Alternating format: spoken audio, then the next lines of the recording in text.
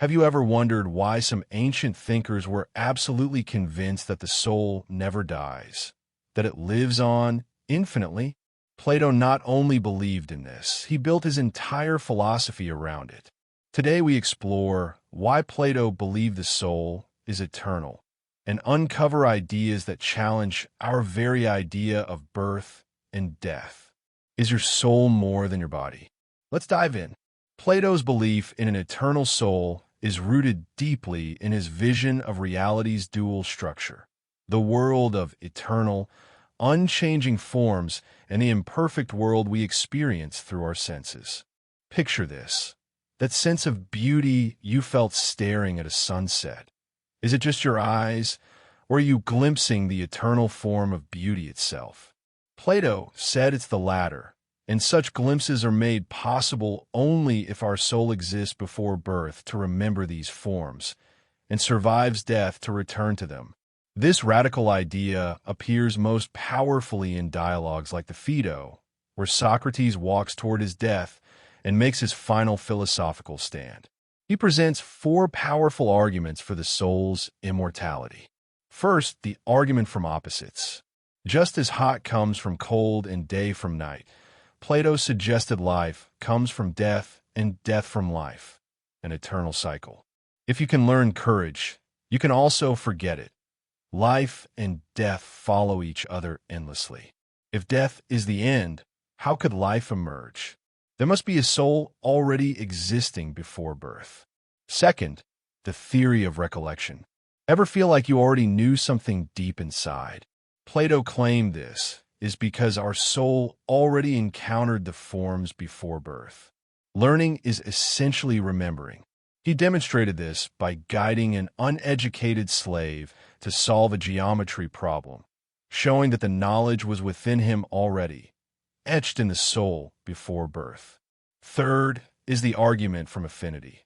The soul resembles the eternal, changeless, invisible realm much more than our transient, decaying body.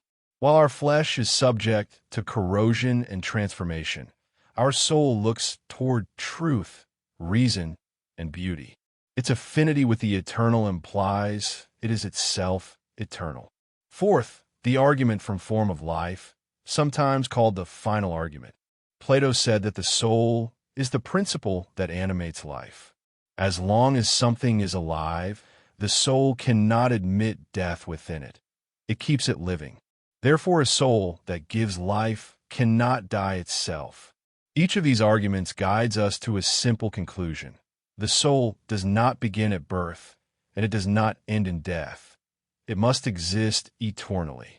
But why does Plato care so much about this idea? Because if the soul is immortal, every life becomes part of a larger journey. Morality matters beyond the grave. Choices here echo forever. And life is meant not merely to survive, but to purify the soul toward truth, wisdom, and the forms. In that view, philosophy isn't decoration. It's training for eternity. In the next part, we'll unpack each of these arguments in detail, see how Plato uses myth and dialogue to make them vivid, and test whether these ideas still resonate today, especially when modern science tells us the brain is everything. Is the soul real, or just a poetic metaphor? Let's find out next. Let's explore each of Plato's four arguments in more detail, starting with the argument from opposites. Plato explains that qualities come into existence from their opposites, hot from cold, awake from sleep, life from death. Life and death stand in this cyclical relationship. If life emerges from death, and death from life, then death cannot be the end of life. It must be a transition. This implies that the soul must exist before life begins and continue after life ends. Without an eternal soul, the cycle breaks. Thoughts? Does that resonate with your experience of loss and rebirth? Next, the theory of recollection is perhaps one of Plato's most vivid claims.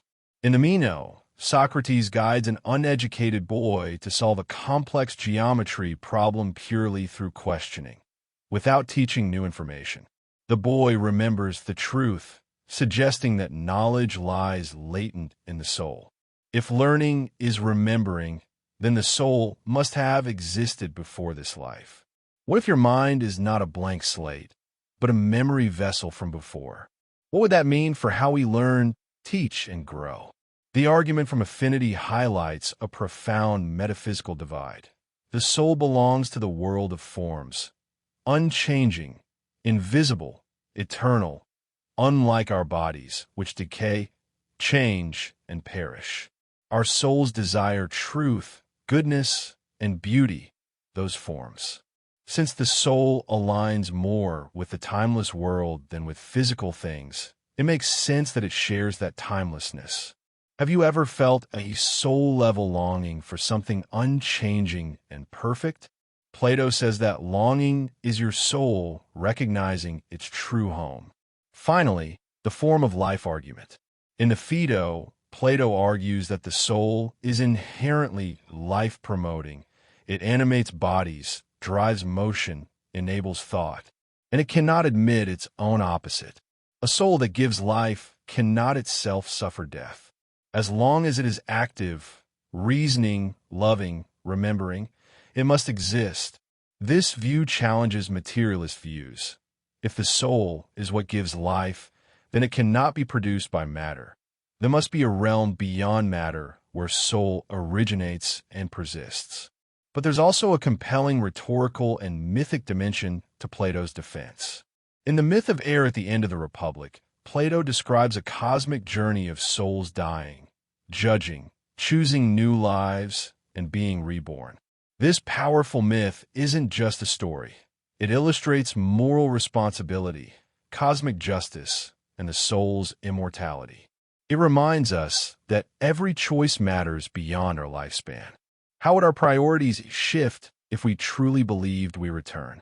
Critics often challenge these ideas. They say the pre-existence of knowledge is unscientific, that consciousness arises from the brain, not a separate soul. But Plato contends that science cannot fully explain first principles, like geometry, logic, morality, beauty. These abstract forms underpin reality itself, and the soul's contact with them suggests a source beyond physical matter. In the next and final part, we'll see how Plato's vision shapes his teachings on the moral life, how believing in an eternal soul transforms how we live, love, govern ourselves, and pursue truth. We'll ask, could Plato's soul endure through time? And what might this radical perspective offer us today? Perhaps even provide healing in a world preoccupied with the transient. Curious to continue? The final part dives into the soul's moral journey and how Plato calls us to live not just a good life, but an eternal one. Now that we've explored Plato's powerful arguments, let's look at their profound ethical and existential implications and ask, why does it matter if the soul is eternal? First, believing in an eternal soul changes our understanding of morality. If life is finite and devoid of afterlife, ethics might become transactional, act good to feel good. But if our soul persists, every choice echoes into eternity. Plato believed that souls are judged, refined, or burdened by their deeds, like in his myth of Aether, where souls die, weigh their actions, and choose future lives accordingly. This idea fosters deep accountability. Our lives become moral journeys, not mere chapters. Second, this worldview shapes education. Plato's academy wasn't just a school. It was intended to nurture the soul's memory of the forms. Learning wasn't accumulation, but awakening to eternal truth. He argued that teaching geometry, music, and philosophy invites the soul to remember and align with the good. Education thus becomes sacred practice, not just preparation for a job. Third, it transforms political philosophy. If our souls are accountable in the long run, then just governance must reflect eternal order, not the shifting views of public taste. That's part of why Plato advocated for philosopher kings, leaders who love wisdom, act justly, and rule with regard for the cosmic harmony of soul and society. Democracy or tyranny falls short unless aligned with the eternal forms of justice and truth. Fourth, it impacts our sense of purpose and resilience. Facing illness or loss, those who believe in an eternal soul may endure with hope. Suffering becomes a moment, not an identity. Death becomes transition, not termination. This perspective offers psychological peace and a call to life lived deeply, knowing that even pain weaves into a larger tapestry. Finally, it invites spiritual awakening. Plato claimed that in life, we can glimpse the forms truth, beauty, goodness, and these glimpses awaken the soul. Through philosophy, prayer, art, and love, the soul remembers. The process of self-examination and purification refines the soul's alignment with the eternal. That's why he famously said, "The unexamined life is not worth living," because the examined life remembers, connects, becomes eternal. So, what can we take away from this ancient doctrine? Embrace moral mindfulness. Treat each moment as morally meaningful, not just marionette moves in time. Prioritize inner growth. Education, reflection, creativity, they aren't luxuries, they call the soul home. Seek timeless values. Justice, truth, love, they outlast empires and media cycles. Liberate your perspective. If you're more than your job, your body, your status, then you can live with courage, soul-driven purpose, and deep compassion. The soul's eternity wasn't poetry for Plato. It was a call to live as if life matters forever. Ancient yet timeless. This vision challenges us to see beyond instant gratification and short-term gain, and to shape a life that echoes into infinity. Let me end with this question. What would you value differently if you believed your soul exists beyond this life? Drop your thoughts in the comments. Let's explore this together. And if this stirred something inside you, don't forget to subscribe for more timeless wisdom.